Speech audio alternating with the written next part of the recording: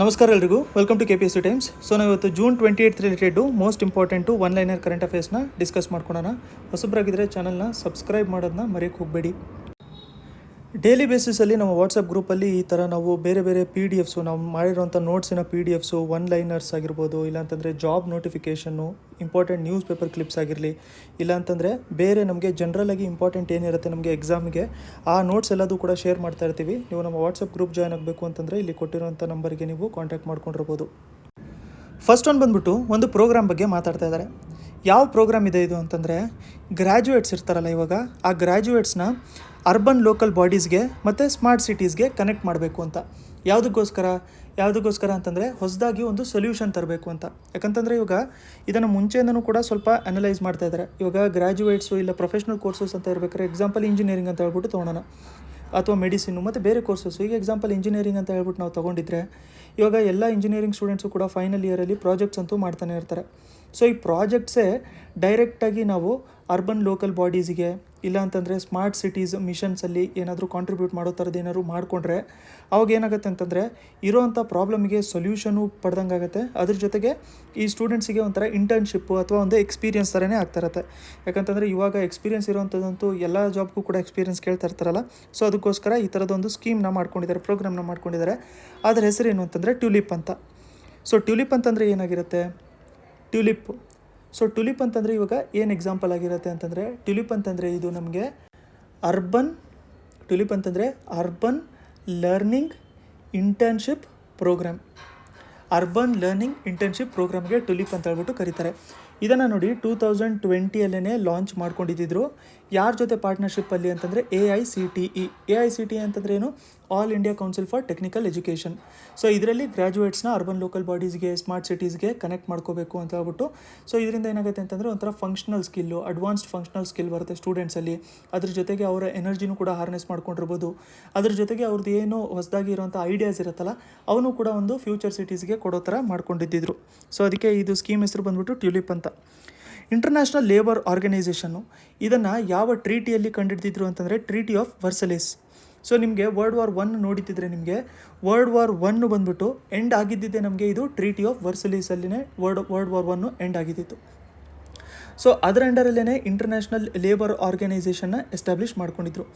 ಇವಾಗ ಯಾಕೆ ನ್ಯೂಸಲ್ಲಿತ್ತು ಅಂತಂದರೆ ರೀಸೆಂಟಾಗಿ ನೋಡಿ ಅಪೂರ್ವ ಚಂದ್ರ ಅವರ ಟೆನ್ಯೂರ್ ಕಂಪ್ಲೀಟ್ ಮಾಡಿದ್ದಾರೆ. ಅಂತಂದರೆ ಅವರು ಇವಾಗ ಅವ್ರಿಗೆ 2 ವರ್ಷದ ಏನು ಟರ್ಮ್ ಕೊಟ್ಟಿದ್ರಲ್ಲ ಅದು ಕಂಪ್ಲೀಟ್ ಮಾಡ್ಕೊಂಡಿದ್ದಾರೆ. ಸೊ ಅವರು ಚೇರ್ಮನ್ ಇದ್ದರು ಗವರ್ನಿಂಗ್ ಬಾಡಿ, ಇದು ಇಂಟರ್ನ್ಯಾಷನಲ್ ಲೇಬರ್ ಆರ್ಗನೈಸೇಷನ್ ಇದು ಗವರ್ನಿಂಗ್ ಬಾಡಿದು ಚೇರ್ಮನ್ ಆಗಿದ್ರು ಅವರು. ಸೊ ಅವರು ಇವಾಗ ರೀಸೆಂಟಾಗಿ ಅದರದ್ದು ಟೆನ್ಯೂರು ಕಂಪ್ಲೀಟ್ ಆಗಿದೆ. ಸೊ ಅದಕ್ಕೋಸ್ಕರ ಇದು ನ್ಯೂಸಲ್ಲಿತ್ತು. ಇದನ್ನು ನಾವು ನೋಡ್ಕೋಬೇಕು ಅಂತಂದರೆ ಇದರಲ್ಲಿ ಟೋಟಲಾಗಿ 187 ಮೆಂಬರ್ಸ್ ಇದ್ದಾರೆ. ಯುನೈಟೆಡ್ ನೇಷನ್ಸಿಂದ ಒನ್ ಆಫ್ ದ ಓಲ್ಡೆಸ್ಟ್ ಇದು ಯುನೈಟೆಡ್ ನೇಷನ್ಸಿಂದು ಏಜೆನ್ಸಿ ಇದು, ಆಯಿತಾ. ಟ್ರೀಟಿ ಆಫ್ ವರ್ಸಲೀಸ್ ಏನು ವರ್ಲ್ಡ್ ವಾರ್ ಎಂಡ್ ಆಗಿತ್ತಲ್ಲ 1990 ಆ ಟ್ರೀಟಿ ಆಫ್ ವರ್ಸಲೀಸ್ ಎಂಡ್ ಮಾಡ್ಕೊಂಡಿದ್ದೆ ನಮಗೆ ಫಸ್ಟ್ ವರ್ಲ್ಡ್ ವಾರು. ಅದರಲ್ಲೇ ಇದನ್ನು ಕೂಡ ಇಂಟರ್ನ್ಯಾಷನಲ್ ಲೇಬರ್ ಆರ್ಗನೈಸೇಷನ್ ಒಂದು ಪೀಸ್ಫುಲ್ಲಾಗಿ ಇರಬೇಕು ಅಂತ ಹೇಳ್ಬಿಟ್ಟು ಇದನ್ನು ಕಂಡುಹಿಡಿದಿದ್ರು. ಅದ್ರ ಜೊತೆಗೆ 1969 ಇನ್ನೊಂದು ಇವೆಂಟ್ ಏನು ಅಂತಂದರೆ ಇಸ್ರೋ ಫಾರ್ಮೇಷನ್ ಆಗಿರುವಂಥದ್ದು. ಸೊ 1969 ಏನು ಮಾಡಿದ್ರು ಅಂತಂದರೆ ಇದಕ್ಕೆ ನೊಬೆಲ್ ಪೀಸ್ ಪ್ರೈಸು ಕೂಡ ಕೊಟ್ಟಿದ್ದರು. ಇದರ ಹೆಡ್ ಕ್ವಾರ್ಟರ್ಸ್ ನಾವು ನೋಡ್ಕೋಬೇಕು ಅಂತಂದರೆ ಜೆನೀವಾ ಸ್ವಿಟ್ಜರ್ಲ್ಯಾಂಡಲ್ಲಿ ಇರುವಂಥದ್ದು. ಸೊ ಇದು ಗೊತ್ತಾಗಿದೆ ಅಂತ ಅಂದ್ಕೊಂಡಿದ್ದೀನಿ. ನೆಕ್ಸ್ಟ್ ಒಂದು ನಮಗೆ ಇಲ್ಲಿ ಸ್ವರ್ಣಿಮ್ ವಿಜಯ್ ವರ್ಷ್ ರೀಸೆಂಟಾಗಿ ಯಾವುದು ರಿಲೇಟೆಡ್ ಇದನ್ನು ಸೆಲೆಬ್ರೇಟ್ ಮಾಡ್ಕೊಂಡಿದ್ದು ಅಂತಂದರೆ ನೋಡಿ 1971 ಏನು ವಾರ್ ನಡೆದಿತ್ತಲ್ಲ ಇಂಡಿಯಾ ಮತ್ತು ಪಾಕಿಸ್ತಾನಿಂದು. ಸೊ ಅದಕ್ಕೆ ಇವಾಗ ಕಂಪ್ಲೀಟ್ ಆಗಿದೆ, ಆಲ್ಮೋಸ್ಟ್ 50 ಇಯರ್ಸ್ ಕಂಪ್ಲೀಟ್ ಆಗಿದೆಯಲ್ಲ 71 21ವರೆಗೂ. ಸೊ ಅದಕ್ಕೋಸ್ಕರ ಇದನ್ನು ಸ್ವರ್ಣಿಮ್ ವಿಜಯ್ ವರ್ಷು ಇದನ್ನು ರೀಸೆಂಟಾಗಿ ನಮ್ಮ ಆರ್ಮ್ಡ್ ಫೋರ್ಸಸ್ಸು ಇದನ್ನು ಸೆಲೆಬ್ರೇಟ್ ಮಾಡ್ಕೊಂಡಿದ್ದರು. One of the most important questions ಈ ವರ್ಷ ಅಂತಲೂ ಕೂಡ ಇದು, ಯಾಕಂತಂದರೆ 50 ಇಯರ್ಸ್ ಕಂಪ್ಲೀಟ್ ಆಗಿದೆ. 1971 ಇದಕ್ಕೆ ಬಾಂಗ್ಲಾದೇಶ್ ಲಿಬರೇಷನ್ ವಾರ್ ಅಂತಲೂ ಕೂಡ ಕರೀತಾರೆ. ಸೊ ಬಾಂಗ್ಲಾದೇಶ ಅದಕ್ಕಿಂತ ಮುಂಚೆ ಈಸ್ಟ್ ಪಾಕಿಸ್ತಾನ್ ಆಗಿತ್ತು. ಸೊ ಈಸ್ಟ್ ಪಾಕಿಸ್ತಾನ್ ಬಂದ್ಬಿಟ್ಟು ಪಾಕಿಸ್ತಾನದೇ ಪಾರ್ಟ್ ಆಗಬೇಕು ಅಂತ ಹೇಳ್ಬಿಟ್ಟು ಪಾಕಿಸ್ತಾನು ಈ ಈಸ್ಟ್ ಪಾಕಿಸ್ತಾನಿಗೆ ಅಟ್ಯಾಕ್ ಮಾಡಿತ್ತು. ಆ ಟೈಮಲ್ಲಿ ಇಂಡಿಯಾನೂ ಕೂಡ ರೆಡಿಯಾಗಿತ್ತು, ಇಂಡಿಯಾ ಮಧ್ಯದಲ್ಲಿ ಬರುತ್ತಲ್ಲ ಇಂಡಿಯಾ ರೆಡಿಯಾಗಿತ್ತು. ಯಾಕಂತಂದರೆ ಬಾಂಗ್ಲಾದೇಶ ಅಥವಾ ಇವಾಗಿರೋಂಥ ಬಾಂಗ್ಲಾದೇಶ ಅವಾಗ ಈಸ್ಟ್ ಪಾಕಿಸ್ತಾನ್ ಹತ್ರ ಅದು ಕೆಪಾಸಿಟಿ ಇಲ್ಲ ಪಾಕಿಸ್ತಾನಿಗೆ ಫೈಟ್ ಮಾಡೋಕ್ಕೆ. ಸೊ ಇಂಡಿಯಾಗೆ ಆ ಟೈಮಲ್ಲಿ ಇಂದಿರಾ ಗಾಂಧಿ ಅವ್ರ ಗೌರ್ಮೆಂಟ್ ಇತ್ತು, ಇಂಡಿಯಾಗೆ ಗೊತ್ತಿತ್ತು ಇವ್ರು ರಿಕ್ವೆಸ್ಟ್ ಅಂತೂ ಕೇಳ್ತಾರೆ ಅಂತ. ಬಟ್ ರಿಕ್ವೆಸ್ಟ್ ಮಾಡೋವರೆಗೂ ಕೂಡ ನಾವು ಅವ್ರಿಗೆ ಹೆಲ್ಪ್ ಮಾಡೋಂಗಿಲ್ಲ. ಇಲ್ಲ ಅಂತಂದರೆ ನಾವು ಇಂಟರ್ಫಿಯರ್ ಮಾಡ್ದಂಗಾಗತ್ತೆ. ಲಾಸ್ಟಲ್ಲಿ ಅವ್ರು ಹೇಳ್ಬೋದು ನಾವು ರಿಕ್ವೆಸ್ಟು ಮಾಡಿರಲಿಲ್ಲ, ನೀವು ಏನಕ್ಕೆ ಅಡ್ಡ ಬಂದ್ರಿ ಅಂತ ಹೇಳ್ಬಿಟ್ಟು. ಆ ಥರದ್ದು ಇಂಟರ್ನ್ಯಾಷನಲ್ ಇಶ್ಯೂನೂ ಕೂಡ ಆಗ್ಬೋದು. ಅದು ಅವರು ಹೇಳ್ಬೋದು ನಮ್ಮ ಬೈಲ್ಯಾಟ್ರಲ್ ಇಶ್ಯೂ ನಾವೇ ಸಾಲ್ವ್ ಮಾಡ್ಕೋಬೋದು ಅಂತೆಲ್ಲ ಹೇಳಿ. ಆದರೆ ಇಂಡಿಯಾ ಎಲ್ಲ ಕಡೆಯಿಂದನೂ ಕೂಡ ರೆಡಿ ಮಾಡ್ಕೊಂಡು ಇಟ್ಕೊಂಡಿತ್ತು. ಸೊ ರೆಡಿ ಮಾಡ್ಕೊಂಡು ಇಟ್ಕೊಂಡಿತ್ತು. ಒಂದು ಸರಿ ಬಾಂಗ್ಲಾದೇಶ್ ರಿಕ್ವೆಸ್ಟ್ ಮಾಡ್ತಲ್ಲ, ನಾವು ಆ ಟೈಮಲ್ಲಿ ಪಾಕಿಸ್ತಾನ್ ಅವ್ರನ್ನ ವಾಪಸ್ ಕಳಿಸಿದ್ವಿ. ಆ ಫೋಟೋ ರೀಸೆಂಟಾಗಿ ನೀವು ನೋಡ್ಕೊಂಡಿರ್ಬೋದು. ನಮ್ಮ ಆರ್ಮ್ಡ್ ಫೋರ್ಸಸ್ ಅವರು ಏನಿರ್ತಾರಲ್ಲ, ಅವರು ಆ ಫೋಟೋನೆಲ್ಲನೂ ಕೂಡ ಪಬ್ಲಿಷ್ ಮಾಡ್ಕೊತಾ ಇದ್ರು. ಅಂತಂದರೆ ಅದರಲ್ಲಿ ಪ್ರಿಸ್ನರ್ಸ್ ಅಂತ ತೊಗೊಂಡಿದ್ವಲ್ಲ ನಾವು ಅವ್ರನ್ನ, ಪಾಕಿಸ್ತಾನ ಆ ಕಡೆಯಿಂದ ಫೈಟ್ ಮಾಡೋಕ್ಕೆ ಬಂದಿರೋ ಸೋಲ್ಜರ್ಸು ಅವ್ರನ್ನೆಲ್ಲ ಇಲ್ಲಿ ಹಿಡಿದು ಹಾಕೊಂಡ್ಬಿಟ್ಟಿದ್ರು ಒಂದು ಕಡೆ. ಅವ್ರನ್ನೆಲ್ಲ ಆಮೇಲೆ ಪ್ರಿಸ್ನರ್ಸ್ ಅಂತ ಹೇಳ್ಬಿಟ್ಟು ಇಟ್ಕೊಂಡಿದ್ರು. ಆಮೇಲೆ ಸೈನ್ ಮಾಡ್ಕೊಂಡು ಅವ್ರನ್ನೆಲ್ಲ ವಾಪಸ್ ಕಳಿಸಿದ್ದಾಯ್ತು ನಾವು. ಸೊ ಈ ಥರ ಮಾಡ್ಕೊಂಡಿದ್ದು, ಅದನ್ನು ಸೆಲೆಬ್ರೇಟ್ ಮಾಡ್ಕೋಬೇಕು ಅಂತ ಹೇಳ್ಬಿಟ್ಟು ರೀಸೆಂಟಾಗಿ ಇದು ಸ್ವರ್ಣಿಮ್ ವಿಜಯ್ ವರ್ಷ ರೀಸೆಂಟಾಗಿ ಸೆಲೆಬ್ರೇಟ್ ಮಾಡ್ಕೊಂಡಿದ್ದು ಇಂಪಾರ್ಟೆಂಟ್ ಆಗಿರುತ್ತೆ. ನೋಡ್ಕೊಂಡಿರಿ ಈ ವರ್ಷ ಅಟ್ಲೀಸ್ಟು. ಇವಾಗ ರೀಸೆಂಟಾಗಿ ಒಂದು ಕಮಿಟಿನ ಸೆಟಪ್ ಮಾಡಿದ್ದಾರೆ. ಗ್ಲೋಬಲ್ ಬೆಸ್ಟ್ ಪ್ರಾಕ್ಟೀಸು ಯಾವುದು, ಇವಾಗ ಶಿಪ್ಗಳನ್ನ ಲೀಸ್ ಮಾಡ್ತಾರಲ್ಲ, ಶಿಪ್ಗಳನ್ನ ರಿಲೀಸ್ ಮಾಡ್ತಾರೆ ಅಥವಾ ಫೈನಾನ್ಸ್ ಮಾಡ್ತಾರೆ, ಅದರಲ್ಲಿ ಒಳ್ಳೆ ಪ್ರಾಕ್ಟೀಸ್ ಯಾವುದಿದೆ ಅಂತ ಹೇಳ್ಬಿಟ್ಟು ನೋಡ್ಕೊಳ್ಳೋದಕ್ಕೆ ಒಂದು ಕಮಿಟಿನ ಸೆಟಪ್ ಮಾಡಿದ್ದಾರೆ. ಈ ಕಮಿಟಿ ಚೇರ್ಮನ್ ಯಾರಿದ್ದಾರೆ ಅಂತಂದರೆ ವಂದನಾ ಅಗರ್ವಾಲ್ ಅವರು ಈ ಕಮಿಟಿಯ ಚೇರ್ಮನ್ ಆಗಿದ್ದಾರೆ. ತುಂಬ ಇಂಪಾರ್ಟೆಂಟ್ ಆಗಿರುತ್ತೆ. ಇದರ ಪ್ರಕಾರ ಎಲೆಕ್ಟ್ರಿಸಿಟಿ ಪ್ರೊಡಕ್ಷನು ಹೈಯೆಸ್ಟ್ ಇರುವಂಥದ್ದು ಎಲ್ಲಿ? ಎಲೆಕ್ಟ್ರಿಸಿಟಿ ಪ್ರೊಡಕ್ಷನು ಹೈಯೆಸ್ಟ್ ಇರುವಂಥದ್ದು ನೋಡಿ ಚೈನಾದಲ್ಲಿ. ಇಂಡಿಯಾ ಬಂದ್ಬಿಟ್ಟು 3rd ಪ್ಲೇಸಲ್ಲಿದೆ. 2nd ಪ್ಲೇಸಲ್ಲಿ ಯುನೈಟೆಡ್ ಸ್ಟೇಟ್ಸ್ ಆಫ್ ಅಮೇರಿಕಾ ಇರುವಂಥದ್ದು.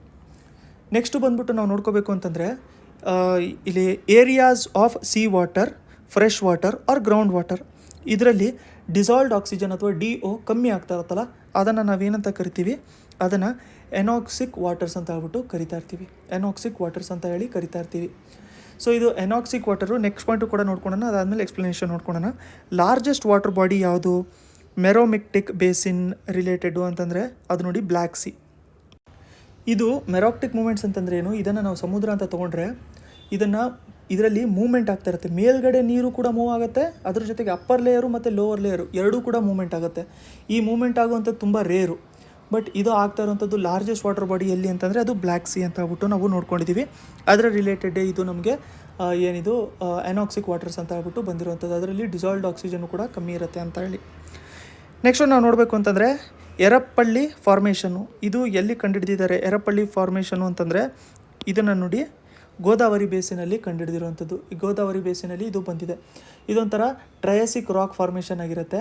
ಇದು ಮಡ್ ಸ್ಟೋನ್ ಎಲ್ಲ ಇರುತ್ತಲ್ಲ, ಔಟ್ ಕ್ರಾಪ್ಸಿಂದ ಬರುವಂಥದ್ದು. ಸೊ ಅದರಿಂದಾಗಿ ಇದು ಗೋದಾವರಿ ಬೇಸಿನ್ ಸೌತ್ ಈಸ್ಟರ್ನ್ ಇಂಡಿಯಾದಲ್ಲಿ ಇದು ಫಾರ್ಮ್ ಆಗಿರುತ್ತೆ. ಇದರಲ್ಲಿ ಫಾಸಿಲ್ಸು ಕೂಡ ನಮಗೆ ನೋಡೋಕ್ಕೆ ಸಿಗುತ್ತೆ ಅಂತ ಹೇಳ್ಬಿಟ್ಟು ಹೇಳ್ತಾ ಇದ್ದಾರೆ. ನೆಕ್ಸ್ಟು ವೇದ ಸಮಾಜ ಮಡ್ರಾಸಲ್ಲಿ ಎಸ್ಟಾಬ್ಲಿಷ್ ಮಾಡ್ಕೊಂಡಿದ್ದು. ಸೊ ಇದೇನು ನಮಗೆ ಬ್ರಹ್ಮಸಭಾ ಇತ್ತಲ್ಲ, ಅದರ ಬ್ಯಾಕ್ ಡ್ರಾಪಲ್ಲೇ ಅದನ್ನು ಕೂಡ ಬೇರೆ ಕಡೆನೂ ಎಸ್ಟಾಬ್ಲಿಷ್ ಮಾಡ್ಕೋಬೇಕು, ಬೆಂಗಾಲಲ್ಲಿ ಅಷ್ಟೇ ಇರಬಾರ್ದು ಅಂತ ಹೇಳ್ಬಿಟ್ಟು ಬೇರೆ ಕಡೆ ಎಸ್ಟಾಬ್ಲಿಷ್ ಮಾಡ್ಕೊಂಡಿರೋವಂಥದ್ದು. ಸೊ ನಿನ್ನೆ ಡಿಸ್ಕಸ್ ಮಾಡ್ಕೊಂಡಿರೋಂಥ ಕರೆಂಟ್ ಅಫೇರ್ಸಲ್ಲಿ ಚೀಫ್ ಟ್ರಿಬ್ಯೂಟರಿ ಬಗ್ಗೆ ನಾವು ನೋಡ್ಕೊಂಡಿದ್ವಿ. ಯಮುನಾ ರಿವರಿಂದ ಚೀಫ್ ಟ್ರಿಬ್ಯೂಟರಿ ಯಾವುದು ಅಂತ ಹೇಳ್ಬಿಟ್ಟು.